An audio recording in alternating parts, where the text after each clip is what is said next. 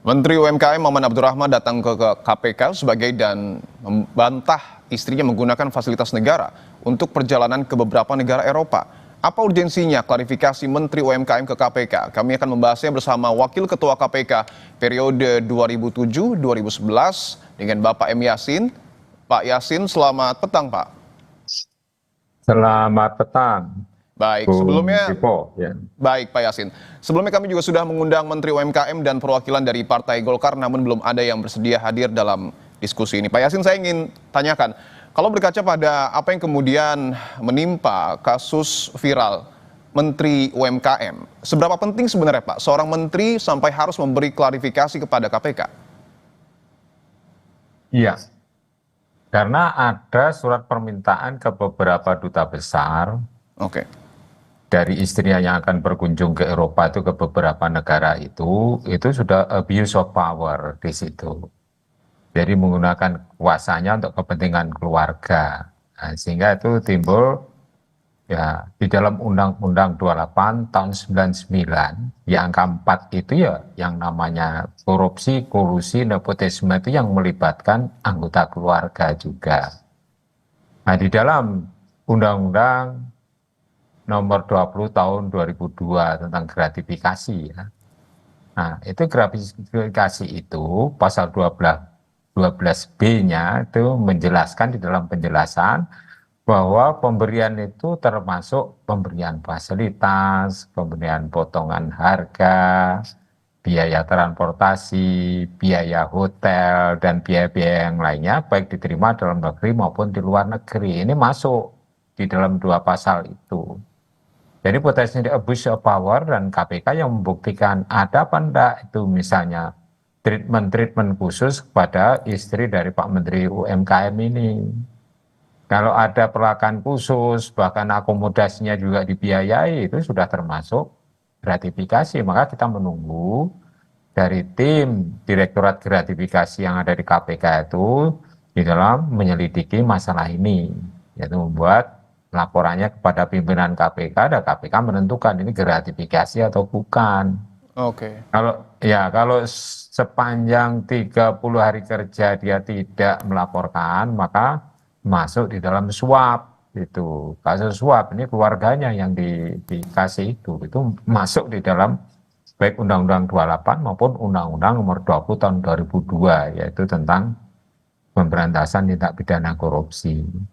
Oke. Begitu Bung Dipo. Oke, klarifikasi sudah dilakukan Menteri UMKM, termasuk juga memberikan dokumen yang kemudian disebut adalah dokumen yang diajukan oleh istrinya. Tapi bagaimana Pak Yasin untuk membuktikan keabsahan, keaslian dokumen tersebut? Apakah betul asli atau palsu, itu bagaimana tahapannya, Pak?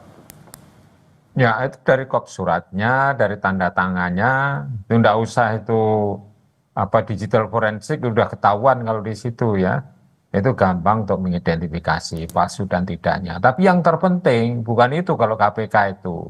Oke. Selama di negara-negara yang dikunjungi itu dia menerima fasilitas atau tidak.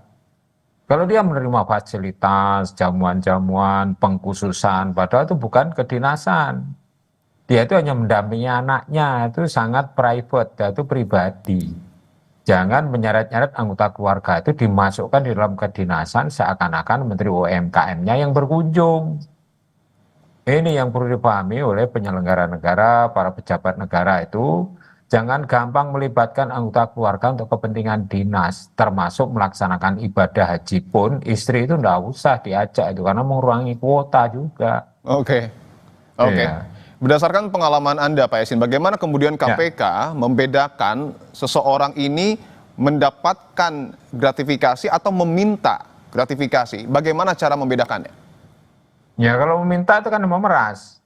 Kalau mendapatkannya itu anggota keluarganya. Kalau enggak istrinya Pak Menteri kan enggak akan dilayani seperti itu misalnya ya. Kalau Jadi dalam kasus ini Anda lihatnya seperti apa, Pak? ya melihatnya itu adalah ketidakhati-hatian Pak Menteri itu mengirim surat untuk kepentingan istrinya. Ya, istrinya kan bukan penyelenggara negara, tapi anggota dari penyelenggara negara yang tidak layak untuk dibiayai oleh misalnya dan menerima fasilitas sebagaimana penyelenggara negara. Penyelenggara negara pun malah juga tidak boleh menerima itu, apalagi istrinya. menggunakan surat atas nama dia sebagai Menteri UMKM. Itu Oke. kental sekali itu, konflik kepentingannya tuh kental sekali atau konflik of interest itu, Bung Dipo. Oke, tapi kan kalau kita lihat pernyataan dari Maman Abdurrahman, Pak, dia sudah membantah. Artinya kemungkinan besar mungkin saja dokumen yang kemudian dibuat ataupun dicetak itu tidak asli, Pak. Tapi bagaimana kemudian membuktikan, sekali lagi, bagaimana membuktikan bahwa surat yang keluar ini memang betul dari Kementerian UMKM? Ya, ya terlepas asri atau mungkin yang menerbitkan kesekjenan, apabila itu diterima oleh duta besar yang ada di luar negeri, beberapa kedutaan, maka itu jelas itu abuse of power itu. Jadi harus kontrol kepada sekjen, jangan membuat surat ke sana yang untuk meminta special treatment atau Oke. treatment selayaknya penyelenggara negara itu enggak bisa. Itu penyelenggara negara pun juga enggak harus seperti itu. Untuk Harus biaya membuat sendiri. titik terang, Pak Yasin, istri Ya, dari Menteri UMKM ini perlu dipanggil nggak? ya saya kira perlu untuk KPK harus memanggil dan meneliti juga ke kedutaan yang ada di sana atau memanggil para petugas yang ada di sana yang ditugaskan oleh kedutaan untuk datang ke KPK. Kalau Oke. KPK-nya datang ke sana kan menghabiskan biaya kan. Ya mereka yang harus apa itu namanya mengirimkan petugasnya apabila KPK memang perlu untuk mendatangkan orang tersebut untuk dimintai keterangan berkaitan dugaan penerimaan gratifikasi istri Menteri UMKM. Begitu. Oke, Begitu. kalau kita cermati, ini adalah bukan pertama kali terjadi, Pak Yasin, bahwa sebelumnya juga ada Ya. kasus serupa yang kemudian menjerat kementerian di kabinet sekarang. Apa yang kemudian dapat dilakukan KPK untuk memastikan tidak ada pejabat negara yang memanfaatkan fasilitas untuk kepentingan pribadi, Pak Yasin? Ya.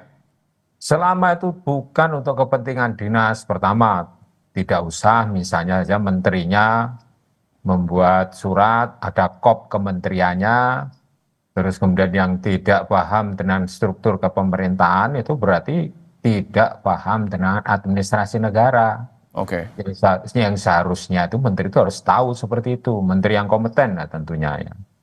Kalau merefer kepada kasus-kasus yang lain, misalnya ngundang lurah, ngundang RT, RW itu pakai kop menteri, dan untuk tujuan pribadi, misalnya kalau yang terjadi di Kementerian Desa itu misalnya ya, dengan kop surat, itu saya kira sangat memprihatinkan. Jadi pemahaman terhadap administrasi negara ini para pejabat tinggi kita ini rendah pemahamannya. oke, Ini harus paham seperti itu. oke. Apalagi untuk ditumpangkan dengan misalnya ya kegiatan-kegiatan yang sifatnya private. Nah itu saya kira kasus-kasus sebelumnya kan ada itu yang mengundang masyarakat untuk memberikan dukungan kepada istrinya yang mau Baik, mencalonkan sebagai bupati apa itu. baik, Itu juga baik. enggak benar itu. Baik, pemahaman administrasi yang kemudian betul-betul harus dipahami oleh pejabat negara kita. Wakil Ketua KPK periode 2007-2011, Bapak Emi Yasin. Terima kasih atas waktunya, Pak. Sehat-sehat selalu. Ya, terima kasih.